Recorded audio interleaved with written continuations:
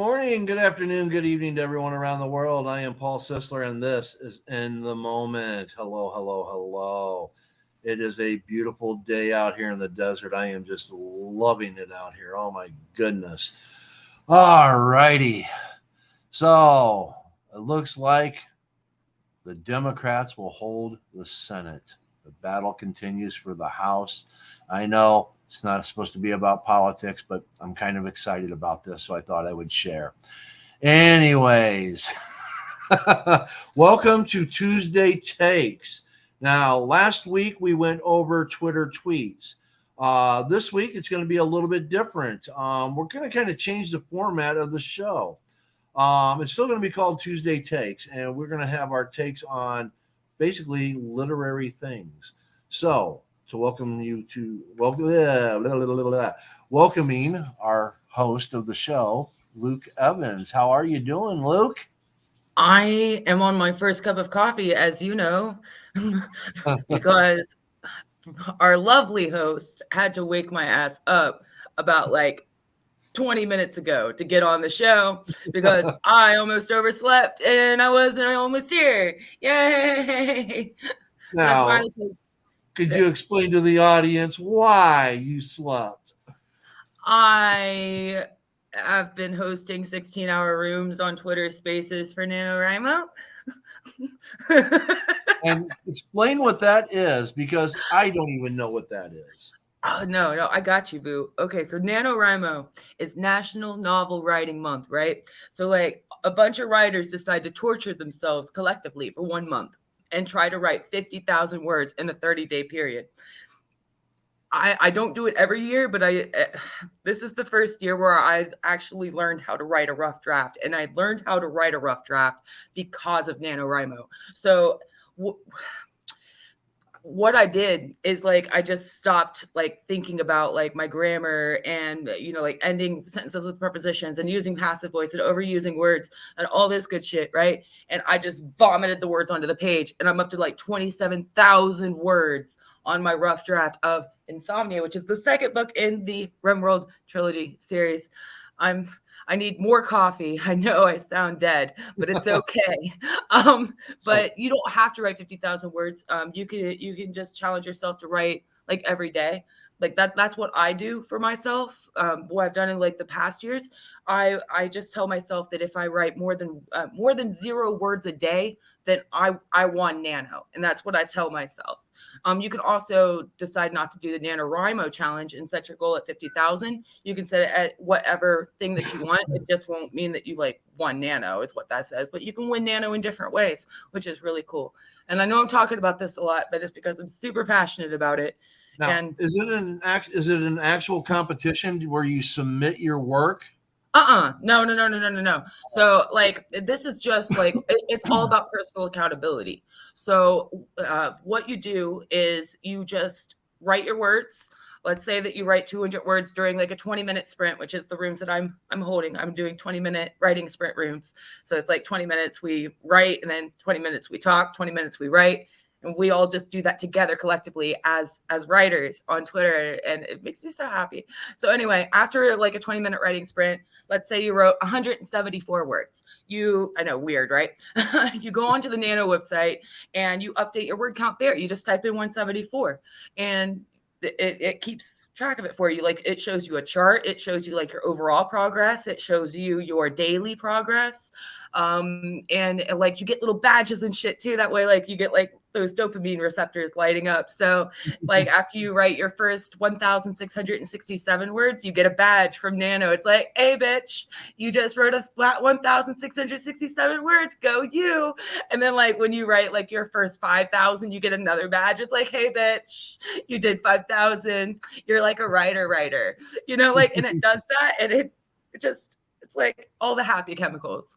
It kind of reminds me of my exercise video when you're doing a walk it off or something, and it's you just completed your first mile, and I'm okay, I'll stop. Please go ahead. I'm waking up. Oh no, that's great. That's great. So there is an actual website that you can actually go in and type in your amounts, and basically it's going on the word of the people, right? There's no, okay. So that's kind of cool. And they give you the badges. Yeah, it sounds like it would be a lot of fun. It's almost like playing a video game, but you're doing all the writing, you're writing the game. So it's kind of cool. I definitely would have to, definitely next year, I'm going to, it's the whole month of November. Yeah, the whole month of November. They also have Camp NaNoWriMo that happens in April. And if you want to dip your toes in the water, I am happy to be your buddy for that. Okay. I'll do that. I'll give that a try. Yeah, no, it sounds like it'd be a lot of fun. I mean, because I know when I put myself into writing mode, I can knock out a shit ton of words. And something like this would actually keep me in the writing mode to where I could probably knock out, I could easily knock a book out in 1 month, so yeah. And you said you're up to 27,000 words, right? You said you're already up to 27,000. Okay. And it's 50,000 is what your goal is supposed to be. Well, it's only the 15th. So you're already over halfway there. Yep. I try to stay ahead of schedule this time because usually I'm behind or and I have to play catch up every day. But if you can push yourself to get ahead of the schedule or something, it kind of, for me, it relieves some of my pressure to where I'm like, okay, well, I'm already ahead. So if I have a short day where I only write 500 words or 50 words or something like that, and that's my nano update, then that's fine because I'm 3,000 words ahead of schedule or some shit. So but it also helps to not think about following the schedule and just telling yourself, today I need to write at least one word. And it establishes good habits that last long after November. That's what happened when I finished the rough draft of Lucid a couple of nanos back. And after I finished that, I continued to write every single day. I wasn't writing 5,000 words a day or anything crazy, but I wrote every single day for the next 2 months until the book was finished. It's a great way to build momentum. And this really is turning into a fucking writing channel. So this is what we're doing now because that's what I'm passionate about. I'm sorry, everyone. No, that's fine. That's fine. I love it. Well, like you and I were discussing and all that, when I get in the moment formulated the way I want it, all right, there's algorithms, and I'm doing 1 hour shows. I'm not going back and breaking it into little segments and stuff like that. And I even got a survey asking about, what I think about things and stuff like that. Obviously, the fear of Elon Musk creating a content creator friendly format has YouTube a little scared, which obviously I can understand why. But asking, hey, what can we do to help you? And me, it was create an algorithm for people to do long shows like me, because for me to get into the algorithm, if I'm going to do 1 hour shows, I got to put out about 15 of them a week. Okay. So, I mean, that's 3 shows, 5 days a week. So right now, based upon the current algorithm, my goal is to eventually have 3 shows a day. Okay. And I want to have multiple writing shows, multiple spiritual shows, multiple political shows, multiple philosophical shows, and stoic shows. So those are the things that I want to have. I want to have a couple fun shows on there, which, Tuesday Takes is going to become a writing show. I can still do Tuesday Tweets, which was my initial idea that I was going to do with Ossia. But Ossia, for those that don't know, she's at Paris of Prairie, Ossia Hussein on Twitter. And she's got a nice gig going now with WKPN out of Chicago, where she does a radio show called The Uninvited, which I've been on once already now, talking about my book, and huh? I said, I think I've heard of The Uninvited. I've seen it around Twitter, I think. Does she ever open a space? Because I feel like there was a space. Yeah, she just had a space today with Mike Evans in there, the former CEO of Grubhub. Yeah, and I got to come up and talk to Mike Evans today. That's badass. She's had Scott Santons in there. That's how I got connected to Scott Santons. Andrew Yang was in there for an hour. I was on there with Andrew Yang. That's So where I heard it. Yes, yeah, because you were talking yeah. about your Andrew Yang conversation. Yep. Yes, yes. So she's bringing in some big names. She's friends with Joe Walsh, who was ran for president against Trump, I think in 16. He's I think he was a Florida congressperson, a senator, maybe, I can't remember. But I'm now connected to Joe Walsh. Not the musician Joe Walsh, the politician Joe Walsh. But All got connections. but this is nice to have, because as I try to get politically more involved and become more political, that's going to help me out tremendously to have these, connect ups, and not that I have Andrew Yang's personal number, Ossia and Bryce do. So and Ariel. So there is, and I'm really good friends with those three. I mean, my God, the three of us have been friends for probably 2 years on Spaces since it started, so we're growing together on different levels, going different ways. I'm the author that wrote a book that's political. Ariel is UBI. I mean, he's been with all the Yang Gang things and stuff like that. Ossia, she's been a marketer and is one hell of a marketer. And she's got all these contacts that she's been reaching out to and making contact with some big names. And Bryce is just a stoic, and he brings a whole new level of thinking. So again, these are some good things. I am super excited to hear more about what that Stoic show is going to be about. Like when it actually pops up, it's just that, like, I know you and I have had conversations, so we're not going to spoil it for anybody in the audience at all, but it's not what you think. Because I had some of the same questions that some of you might have. And I actually asked Paul about this because insider information, what's up? And Stoic is actually a really interesting concept. So when Paul starts his Stoic show, you definitely want to go and check that out, because it's not what you think, and it's got a lot of really interesting concepts in there. I also wanted to say, Paul, I love how passionate you are about politics, and I know that's really where, like, a lot of your passion's going to shine through, like when you start up these political shows and stuff like that on here. So I appreciate you allowing me to explore my passions with writing, even though you already have another writing show. I felt so weird about it, but this is what I love. So See, I really want to do the writing is also part of my passion. I mean, my God, I'm now a published author. I mean, you go back a decade, never in a million years would have said that I would have been someone to write a book. And now I've written a book. I'm a published author. And now I've got multiple books going. I mean, I love writing, and I haven't been able to dive back into it because I'm getting in the moment going, But you brought up the Stoicism.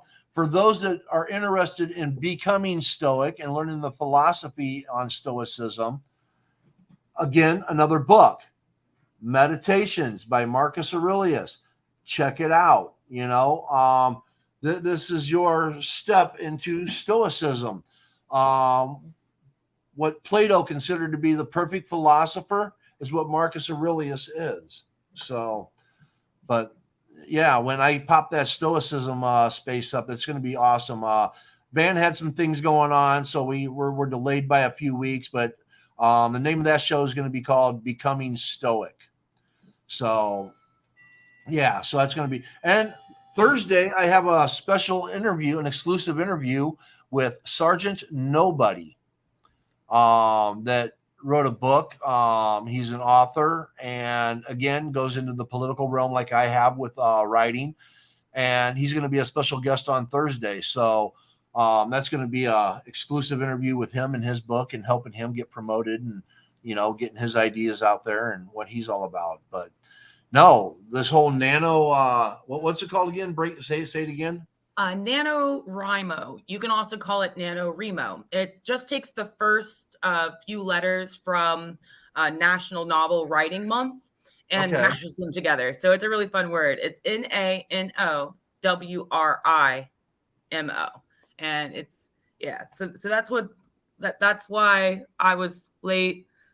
That's why I didn't do any research for the Tuesday Take Show at all. And I'm just not Nano is not the month. Nano is not the month for me to make any commitments to anything except writing. And I've had to learn that the hard way this go. Like I thought it would be fine, but no, it is not. It is not. I write for 16 hours and I pass out. I write for 16 hours, do a little bit of real estate work at the end of those 16 hours for my job, and then I pass out and hopefully get like 5 or 6 hours of sleep when my usual is 12 because I have hypersomnia. So and then wake immediately back up and start up another space before I've even had coffee. So that has been my schedule for all month. Wow, but I got so much fun.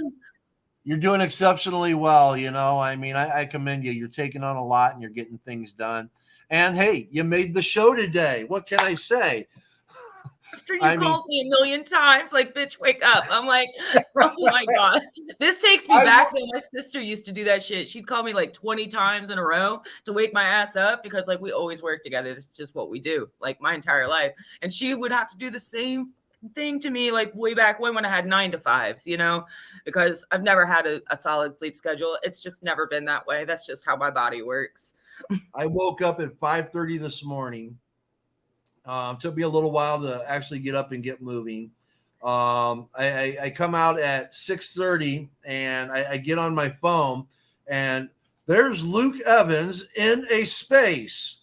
And I'm just like, holy shit. She has fucking been up all fucking night. Oh my God. I go, so I go to myself, I go, all right, let me get the pup outside, take my pup for a walk. And then I'm going to come back in and I am going to reiterate with Luke that we do have a show today. Make sure you get some sleep. So I come back in, I look for Luke and Luke is nowhere to be found. And I'm like, all right, thank God. That means Luke is asleep. Luke is asleep. All right. So in 7 hours, I need to call Luke. So that's what I got. 7 hours of sleep. I got 7 hours of sleep. Go me. I'm so proud of me. Yes. I gave you 7 hours. Thank you. Well, but then you fell asleep the first time I talked to you for another hour. So you got 8 hours. That's more than I've had all month. I'm not even, no, because I took a break. I took a break from spaces and everything.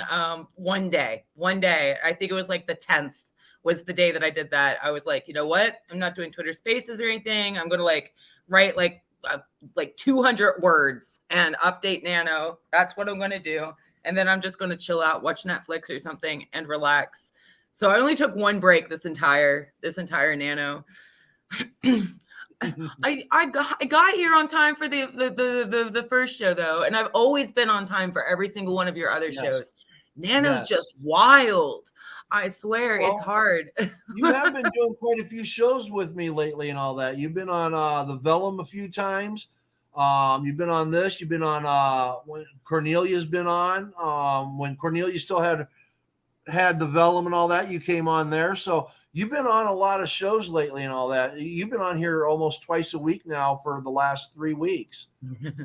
So and yes. I enjoy it. That's why I really enjoy coming on and speaking to everyone, whether it's writing or lore. I think is something that we talked about for like 2 weeks for the show that's now defunct. But we talked about like vampire lore and how we twist shit and everything. Like, I love talking to you guys. Like, you never know where the conversation's going to go.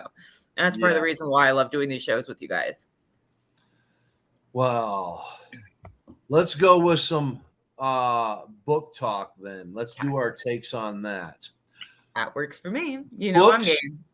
To movies, to books. Which do you like better, the book or the movie? And anything that you've read that you've also seen on the big screen that you think one is better than the other? It's a toughie for me because I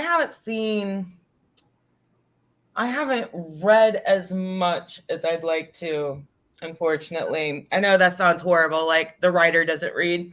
Um, which I'm getting into again. I've read quite a few books, but none of them that I've read has really turned into movies except for like Twilight. And Well, what's your thoughts on Twilight as a book versus a movie? I loved Twilight when I first read it. I was young. I was reading through it. Like I was like, "Oh, this is such a sweet love story. This is so great." And then when I got older, I started hearing what other people were saying about it. Like, that's a really toxic relationship. But like, I didn't have a baseline anyway because I was young. So when they start talking about like how toxic the relationship is, where basically Edward like gets angry and Jacob gets angry with her and Jacob like forcibly kisses her and like all sorts of shit. Like I'm like, oh, that is creepy. Not to mention the stalking. Edward, come on, honey. Like you don't have to be in her room while she's sleeping. That's you just broke in. Creepy. Consent, my friend. But as far as books to movies, I feel like the movies did a really good job of translating the books onto the page, onto the screen. One part that I really liked that everyone talks about is the transition sequence in New Moon. I think it's New Moon, where Edward has left Bella, and there's 4 chapters in New Moon where it's like October, November, December, January, something like that, and it's just that word on each page, and they're all blank. And then the story picks up again. So like we're reading through it, we're going like, are we missing pages? November, December, January, whatever. And it's because time has stopped for her or whatever, which also is toxic, but it was done really well there because it showed like the passage of time there. And on the screen, they did the same thing where she was just sitting in her room and like it would like pan away from the window and then back to the window, and it would show like the leaves falling and people gathering up the leaves and like it getting colder, the leaves are off the trees. It kind of showed the transition of time really well there to show that several months had passed, and I thought that was done really well.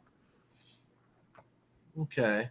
Now, I know that young people think those things, whereas when you get older, when we go like, that's misogynistic, that's creepy, that's blah, blah, blah. Where young people seem to think that's how it is. That's romantic. That's cute.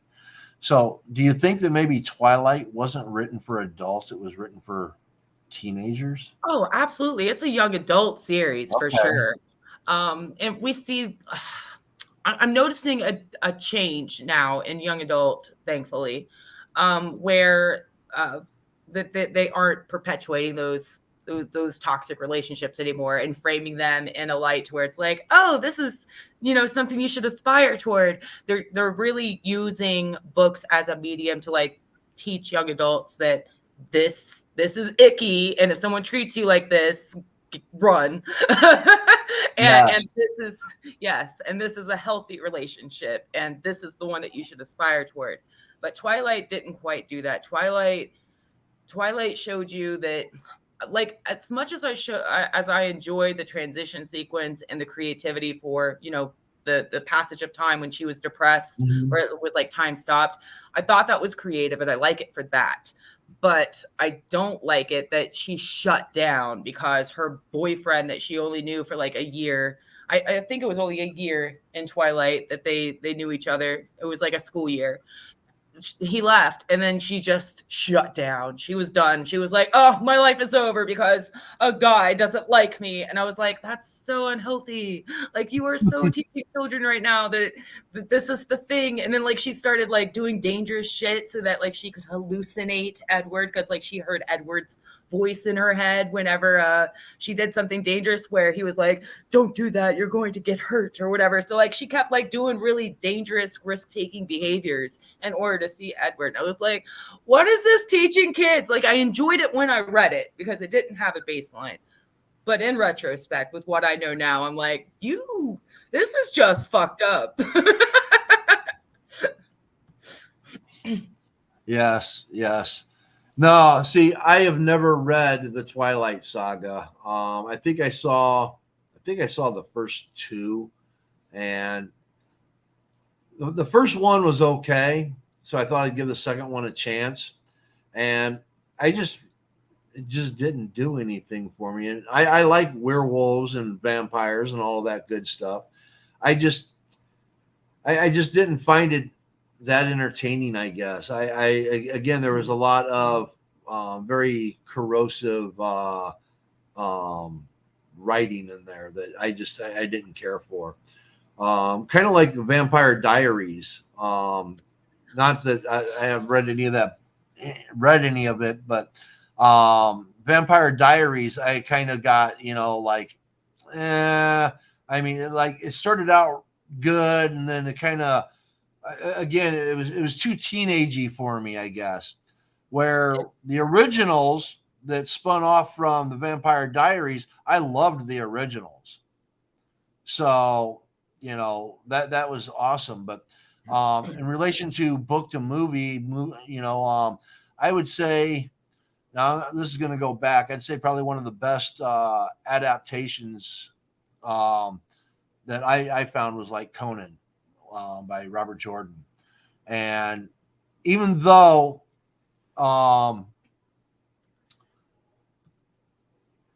it wasn't, the language of the characters wasn't really portrayed that well in the movie, but the visual aspects that's portrayed in the book was done very well.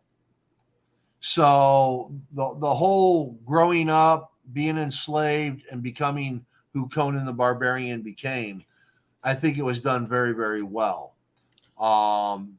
theatrically. So I haven't read the book or watched the movie of Conan.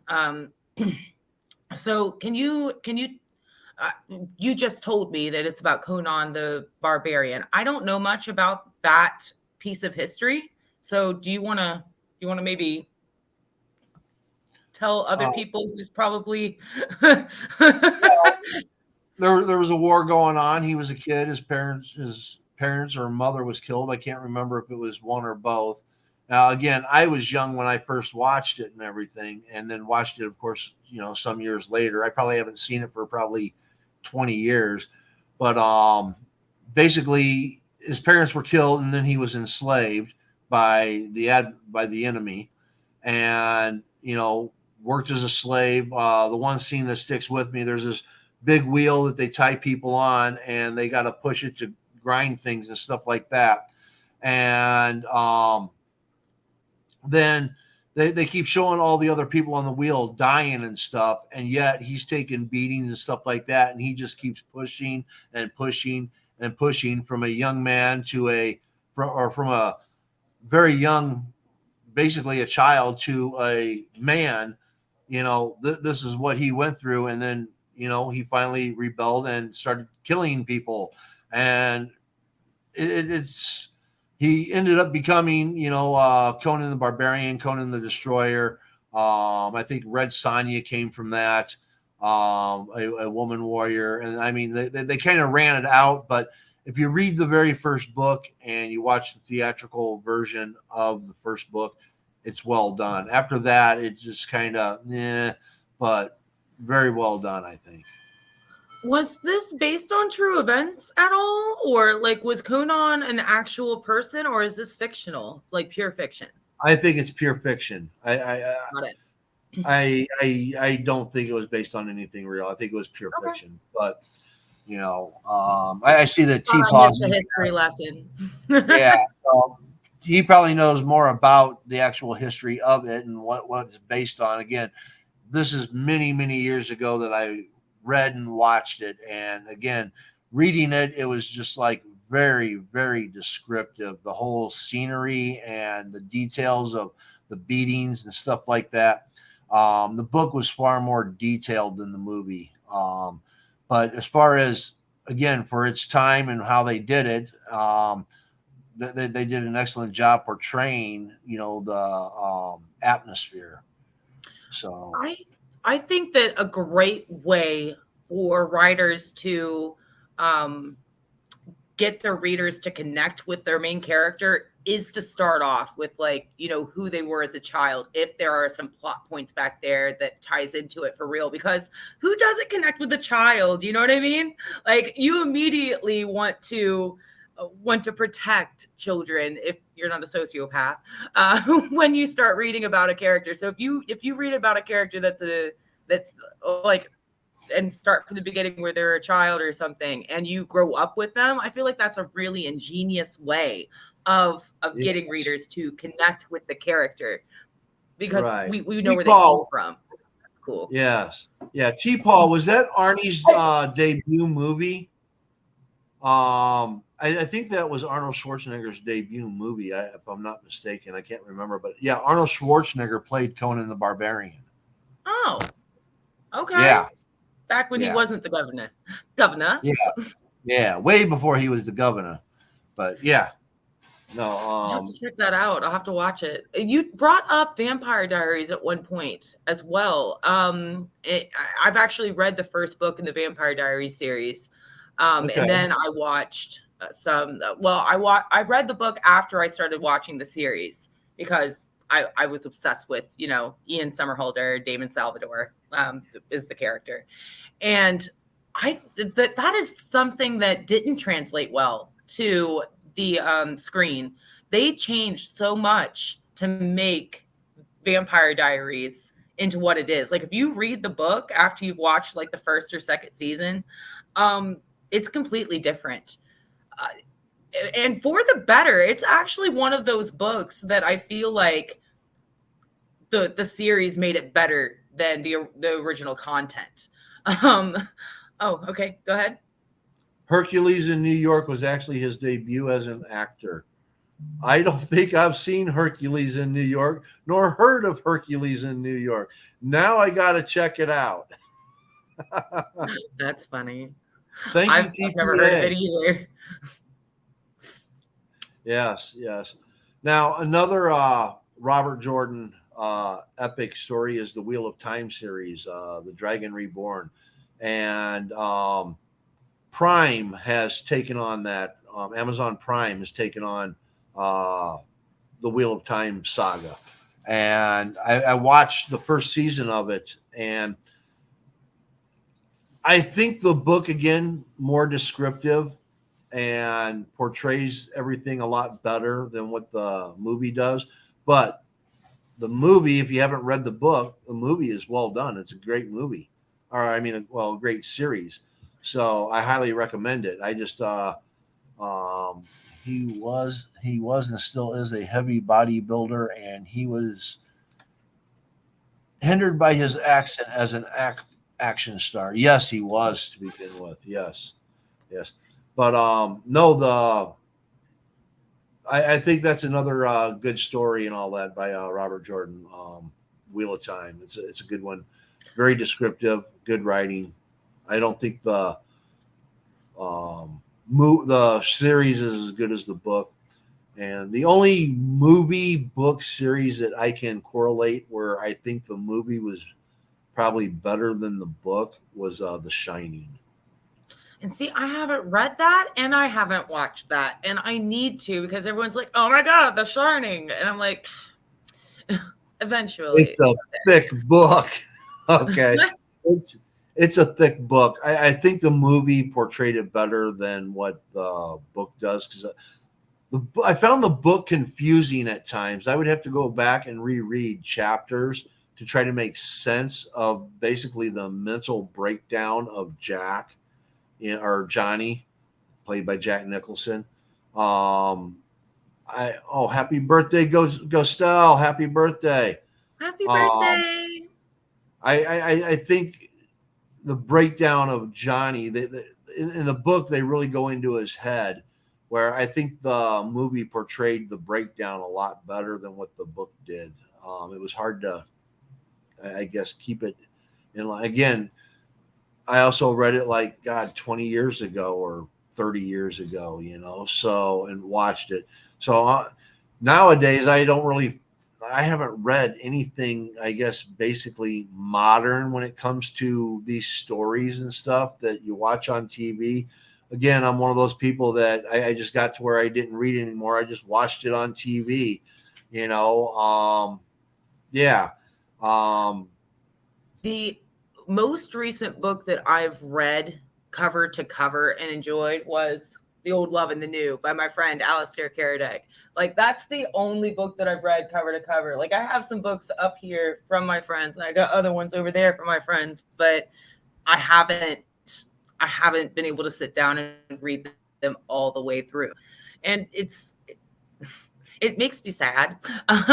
But like every time I sit down to read, there's always something else. Like, as adults, we get busy and it's just so difficult for us to but it's easy for us to turn on Netflix. So why is it Right. easier for us to turn on Netflix and not just open a book and sit and read? Because I enjoy it every time I actually get into a book, but Right. I can't get myself to start. Why? Right. See, when I went back to school in 2008, so from 2008 through 2011, a lot of my reading was either law books or philosophy. I love philosophy. My God, I love philosophy. Plato, Socrates, Aristotle, Rene Descartes. And a lot of those initial classes that I took, I sold my books back, and I'm like so pissed because it's just like my first 2 semesters, I sold half of my books back, and I was just like, oh my God, I could be adding these to my library and reference things. So from there on out, I kept everything, But it's like my first philosophy class. I again Meditations and Rene Descartes' First Philosophy. I sold back, so now I've got those, and then Plato's Dialogues. I sold those back, and now I just re-got those again. So I've got some of those some of those books back to where I can reference them, because like if I'm going to do my Stoic channel and all that, which is basically a reiteration of different philosophical aspects. Those are the kind of books that I've read from like 2008 on. It's been all, either philosophy related or legal related. Outside of, I did take a British literature class, and I got 3 huge books over here for my literature class, and I read everything in it. And oh my God, I went through a lot of Shakespeare and stuff like that, and it's just like, wow. And I realized how much I missed reading, because it had been, a decade and a half, 2 decades since I read anything, so it felt good to get back into reading. And now, quite frankly, I don't think I would have actually wrote my book if I wouldn't have taken all those classes, because I wouldn't have had the interest like I did politically, because that's what opened my mind up to a lot of things politically, So there you go. Thank you. Paul, being so well read, explains his bloody schisms.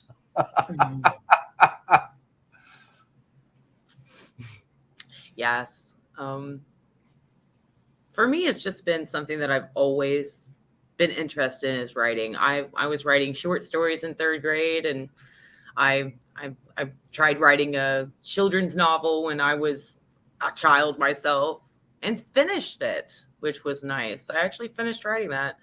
And for me, like when I got into becoming a teenager and all that good stuff, it became like an outlet for me, a way for me to like escape reality and put my feelings and thoughts on the page. And it eventually evolved to what it is now. And now I see it as a way for me to shine a light on on not only my issues, but my issues as it correlates to other people. You know, like somebody else is able to connect better with my story, but also feel seen because of the things that I write about. So it's interesting how it's evolved over the decades. Yes. You know,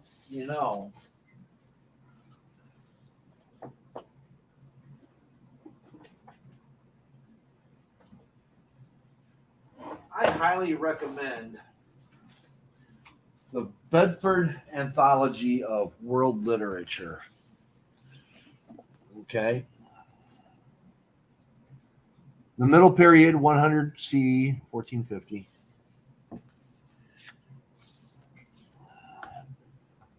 World literature, early modern world, 1450 to 1650. I want you to make note of how thick these books are. Make note of how thick these books are. World literature, ancient world beginning through 100 CE. This was one semester of reading. Okay.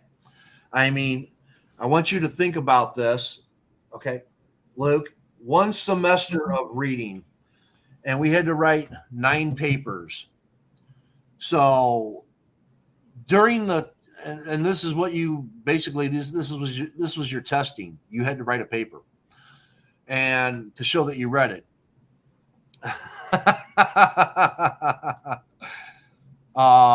Yes, Paul likes reading thick thingies. There you go. Anyways, what the teacher did during the class, she didn't talk about any of the stories in these books. Nothing in these books.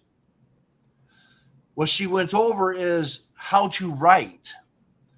And she would go over like the word that and the word which, explain the differences, how to avoid them, how to use, get rid of like your adverbs and try to get more verbiage in there, verbs, and, you know, sentence structuring, and not write like, instead of having like 12 syllable sentence, 12 syllable sentence, 12 syllable sentence, 12 syllable sentence. Varied sentence length. Yes. Okay. That becomes boring. So have a 1-word sentence, have a 6-word sentence, have a 3-word sentence, have a 12-word sentence, have a 4-word sentence. It keeps the mind of the reader going. So I try to do this. Everything that basically all the writing skill I have that you guys have witnessed in my readings and spaces comes from this class and these 3 books. And it's probably the only reason, you know, that the praise you guys give me, which I at first I was just like, no, I'm not that good. No, I'm not that good. You guys are ridiculous and all that. And then the more that I think about it and I look at what I do and where I get my information and why I am, you know, so I guess insistent on making things flow right is from this one class.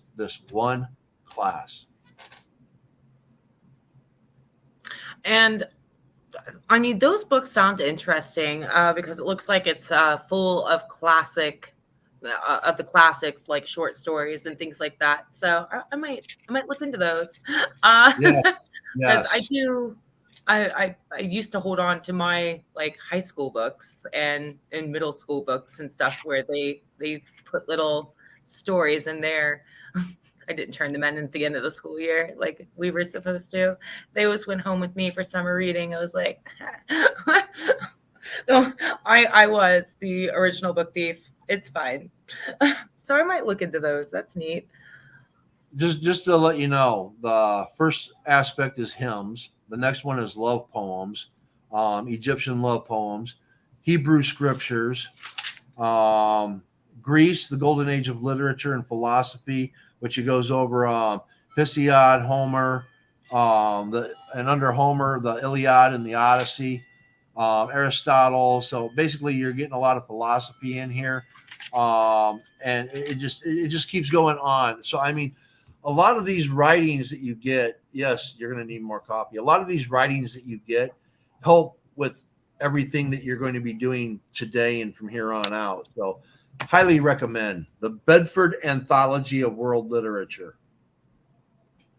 I will check those out for sure. I definitely will. And you touched on a lot of really great points grammatically and stylistic wise about this varied sentence length and all of that. Like that's the stuff that like gets me going like yay.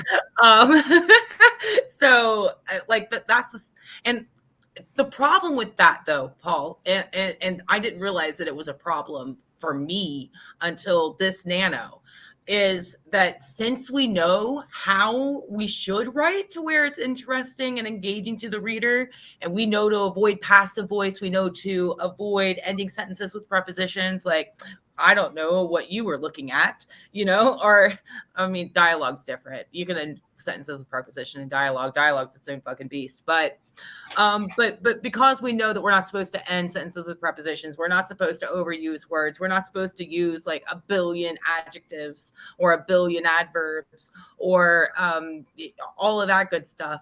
Because we know that and know how to write well, it kind of impedes our progress when we're writing rough drafts. I have had to literally shut off my good writing brain and just be like, no, stream of consciousness only, and just write it all down. Like this thing is going to need so much more work. And some of the things that you find are your weaknesses when you are writing, Yes. like some people have problems remembering to engage the five senses when they write. They rely solely on sight is one. That's me. That's one of my weaknesses. Or they forget to describe settings of like where people are hanging out, like what's happening around them, what's the building look like around them, or the room, or where are they forget to include that, or character descriptions.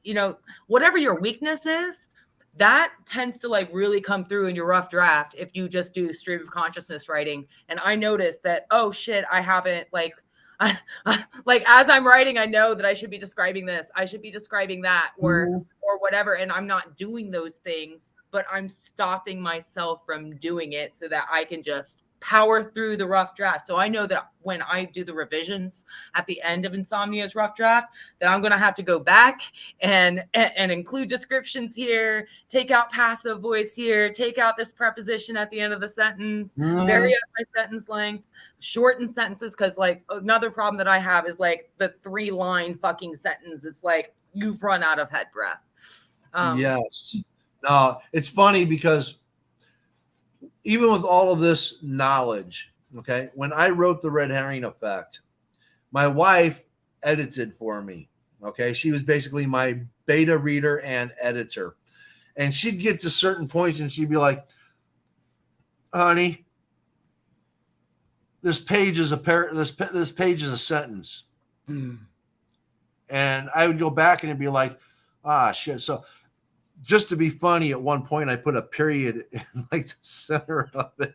And I go, there you go. It's 2 sentences. I've had paragraph long sentences before. Don't fucking feel bad. Like that. And it was grammatically correct, but it went on for fucking ever. I am the ing king. Okay. I am the ing king. I will use ing so much. Again, my wife, when she was going through, and it's just like, okay, ing x, ing x, ing x, ing x. Okay, rewrite this and come back to me when you can make it make sense. What is your point here? What's the point you're trying to get out to me, honey? Well, okay, now that I've reread it, let me reread it completely so I know what the point was I was trying to make. So, exactly. And that's actually helped me when I read now. You hear my readings now. I don't make those same mistakes to the depth that I did before. Like you were saying, being conscientious of every sentence you write, it does. It slows you down. But that's why my first drafts read so well, because and if I have to go ahead and write ideas down as I get to them and then come back and re-add and put things in, that's what I do. I feel you on that. And I used to be the exact same way. Like And that's why it takes me so long to write one book, because I'm editing as I go. That's what we are doing when we do Yes. that. We are editing as we go. When we slow down to think about like the sentence structure and think about, Yes. is this passive voice, and think about, am I ending this with a preposition? Am I thinking about word choice? Like, oh, okay, I've already used like this word once already. I used shiny already in this paragraph or this page, so I can't use it again. And we go to like Google to like look up a fucking synonym for shiny or Yeah. whatever. Like it when Yes. we do that, we slow down the process of just vomiting the words onto the page, getting the story out, because you can't edit a blank page. And I didn't realize this advice fell on deaf ears for so many years. I'm a poet and didn't know it. But now it finally clicked when I just let go of everything that I knew, and everything that I knew that my first draft needed to be. Let go of all of it and just started typing. Like, okay, I know I used glimmer like 3 times already, but glimmer again it is. It's fucking fine. Everything's fucking glimmering on this page. I don't give a shit, because I will fix it later. I am just putting the story out. This is what happened. And Yes. once I do that and I get to the end of my rough draft, which will be done in like by mid next month at this rate that I'm going, I will have a complete rough draft of Insomnia by mid next month. And when I do that, then I will be able to go back to the beginning and take out all those glimmers or whatever the Yes. word it was that I Yes. used, and make it pretty. I can make it pretty after I get the bones on the page. Yes. Well, and that's the trouble I'm running into with Blood Schism is, Mm-hmm. to submit those first 3 chapters, I had to really go over it with a fine tooth comb. And now that, there's no pressure on me, and again, coming into some spaces, listening to some advice that you gave the other day, and what's her name? I want to say Ashtiana or something like that. I shot to. Ashatu, yes. Between the advice that the 2 of you gave me, I've gone back through and done more work on it now. And it's just like, oh my God, I missed that. I missed that. I missed that. And I'm doing some changing up on the storyline. And I can later tonight, if you got a writing chat going and High Lord's in there, I'll read chapter 2. Chapter 3, I got to do a lot of fixing on that, because there were some things that was pointed out to me it's not how a woman would think about things. So I have to go back and make it more into how a woman would think. See, when we come down to writing genders, honestly, the reason why I don't write genders, period. Like, I write people. I don't worry about like what gender anybody is or anything like that. I understand why some people are hyper fixated on, like, oh, like a woman wouldn't think this way. Oh, a man wouldn't think this way or whatever. But think about how we view people in the world. Right. Like we don't, those stereotypes that we place on people, we don't do that in real life if we're good people. Like, we don't go like, like a woman, like they're sensitive. After the show, I'll explain to you, and you'll agree with me on this. I'm sure of it. Okay. All right. Cool. All right. Awesome. We'll talk about it. T-Paul says Luke writes insomnia while having insomnia and journeys as an insomniac. That checks out. That's fact. Absolutely. Nailed it. This is facts, though. Like, where's the lie? What was I going to say? I feel like it was important. It's gone now. Hey, Loey's here. Hey, Loey. Hey, Loey. Explain now. No, I will explain to you privately. Oh, love this talk about writing gender VPP. Yes. I I just see them as people, and that's how I write. So like, even though like, even when I was identifying, purely as female, in the Right. past, I would write from the male perspective and be like, and I used to worry about it because it'd be like, like, would a man really think this way? Would a man really do this? And I'm like, there are so many different ways to be a man. Like, fuck it. They're Right. just going to be who they are, and that's who I'm going to write. And I think Well, that applies to every character that we write. it goes more into the way a man writes versus the way a woman writes. Okay. And a man, when describing like a woman's body, is going to describe it differently than what a woman's going to describe a woman's body.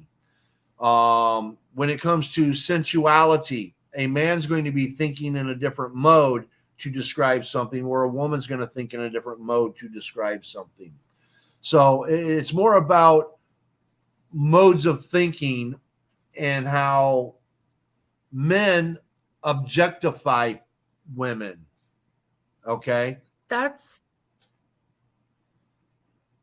I don't think that applies to all men, though. You see what I'm saying? So you True. can write a character who doesn't think that way, write a man who doesn't think that way, and that's valid too. So you just have to remember that there's no there's no one right way to write a man. There's no one right way to write a woman. You just Right. write them the way they are. Right. But there's where the point comes in and all that. Sometimes the way men think that women are supposed to think isn't how women think. See what I'm saying? I just feel like women are in a hive mind and neither are men. So I guess, like, the way that I think doesn't really fit any one category. If you put two women in a room together, they're going to have different personalities, different thoughts, and they're going to view like maybe the same person differently. Right. If that makes I'm trying to break it down to. We'll talk later. Yeah, It'll be we'll fun. talk later. This is a more like, writer workshop kind of discussion. Yeah. And people interact with gender from their own positionality. Yes. Yeah. Yes. Yes. Absolutely. Absolutely. And sometimes that's not a good thing. Sometimes. I mean, it also depends on whether the character is sexually attracted to the gender that they are describing as well. Like when you said men versus women describing a woman's body, I was thinking, well, if the woman was, attracted to the woman's body, then she might describe it similarly to a heterosexual male, like the way that a heterosexual male would describe a woman's body. So, right. Well, who was it? Who was it? There was somebody in one of our writing spaces once that read a great story, and the woman was laying there on her back with her breast heaved way up into the air. Mm-hmm. Okay. If a woman's lying on her back, they're not going to be heaved way up into the air. Are you seeing what I'm saying? Okay. Male mentality versus women mentality. Oh, that's just biologically inaccurate, though. Like that's them not doing their research, not understanding human anatomy. Right. There's what I was trying to get across and all that. I see. And not only does it go to biologically inaccurate, there's also things that are psychologically inaccurate. Okay. So, and that's one of the things that I have to correct in my third chapter. So, but anyways, oh my goodness, it has been an hour. Yay! I say we call it, and next week we will come in long and strong, and we will be more defined in our topic. Yes. On what we're going to talk about. So Tuesday takes. My take is that the movies are usually never as good as the book. And mine is I loved what Vampire Diaries did on screen more than I love what the writer did in the book. That's mine. But for the most part, when translating books to media for the visual media always goes fucking wrong. They always leave something out. It's messed up. But in the case of the Vampire Diaries, they changed it completely from the source material, and I was there for it. So that was like the one thing that I really enjoyed. Yes, we will be more structured in the next show. This show wasn't structured because of me, because like I was so wrapped up in writing the rough draft of Insomnia and hosting spaces and all this good shit that I didn't do any fucking research. I didn't do shit. So this was all on me. This was my bad, boo-boos. But next week we will have a defined topic. It's going to be writing related, because fuck it, let's have like 60 fucking writing shows. I don't give a shit. And I look forward to talking to you guys. Maybe I'll talk about character development or character arcs or something. It'll be really neat. T-Paw sitting over there like, that's my show. I'm sorry, T-Paw, I love you. He didn't say that. I'm just putting words in his mouth. And Loie, thank you for coming in. I truly, truly appreciate it. And I haven't seen you in a while. I hope you hang out with us more often and come back into the writing sprints with us. Miss you. And Loie, you're going to have to come on one of my shows. You just got to come on my show, dear. Love you. Bye-bye. Oh my God, yes. Yes. He can come on mine. I love Loie. Yes. Loie's voice, the way Loie talks, the way Loie does shit. Yes. All right. Well, same time next week, same bat channel, same bat time. Remember, everyone, be happy, be kind, and may good things come your way. Thank you. Meow. Meow.